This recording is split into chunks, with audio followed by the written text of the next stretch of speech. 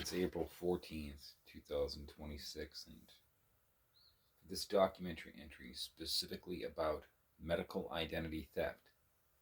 So some of the expressions I've been doing publicly with the investigation of my own injury, it's revealed that my identity has been stolen and the medical information relating to my injury has been stolen and misused.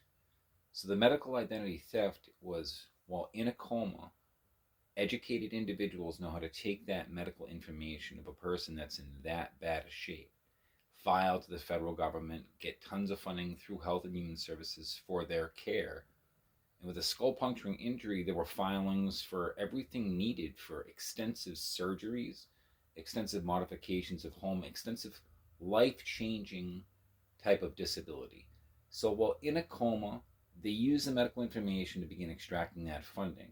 And then when released from the coma, I could speak like a medical anomaly. So I was wheeled into probate court while the patient of St. Joe's Hospital. And then they used that court ruling, because I spoke to the judge, they hid the medical info, and Judge Quigley ruled me competent to be my own guardian because I said that I could take care of myself. That was planned by Roger, Lynn, and Tim, factually. So to get that ruling, then they were able to use the ruling to protect themselves with everything they had me sign after it in years I'll never remember.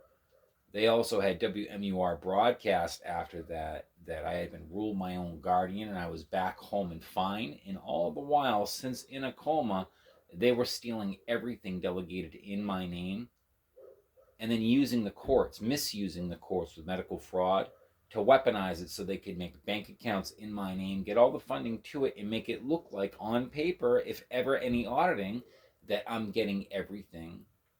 It's going to my accounts. The courts ruled me normal, so I'm breaking down because of my inability to take care of myself. All the while, they've strategically misinformed the population around me in Peterborough while stealing the home, terrorizing the children, creating the overwhelming distraction. So the medical identity theft began while in a coma, and it's being maintained by their administrative rope-a-dope. When I refer to that, it's how they wear people down that stand up to it. And when I was broken down to the point of HUD then assisted all the people that had arranged the decade-long assault before arriving there for the theft of the home, insurance settlement, liquidation of the business, and the ongoing SSA fraud. So when I got to the HUD property, 56 Main Street in Greenville, New Hampshire, I brought it this clear to Linda Smith, the totes of documents I had collected and the timeline suggesting this is medical identity theft and it's been a brutal assault by my parents, perhaps attempted murder by my parents, all covered by people that lived in Peterborough that were helping them while playing pretend they were helping me, employed through the state. All of it through Monadnock Developmental Services for accessing Department of Health and Human Services funding. The medical identity theft. So what was done to me after bringing that info to Southern New Hampshire Housing Services Management of 56 Main Street, Greenville, New Hampshire, which is HUD Housing, was the attack suddenly in October. And the timeline that I'm bringing to the public's attention with my investigative journalism of my own experience. I have to investigate it because of the injury. I can't make new visual memory.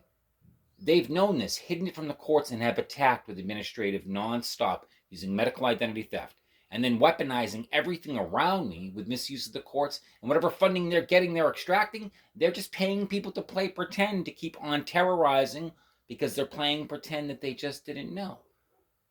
It's been years of agencies playing the same game, and they're clearly attacking people with an impairment. So when I summarize it as systematic dysfunction and psychiatric terrorism, it begins with medical identity theft. The single agenda is theft from Health and Human Services and the collective people in New Hampshire showing they're willing to use their education and employment positions as leverage to protect psychopaths targeting patients of hospitals for theft of federal funding on top of property, insurance, you name it.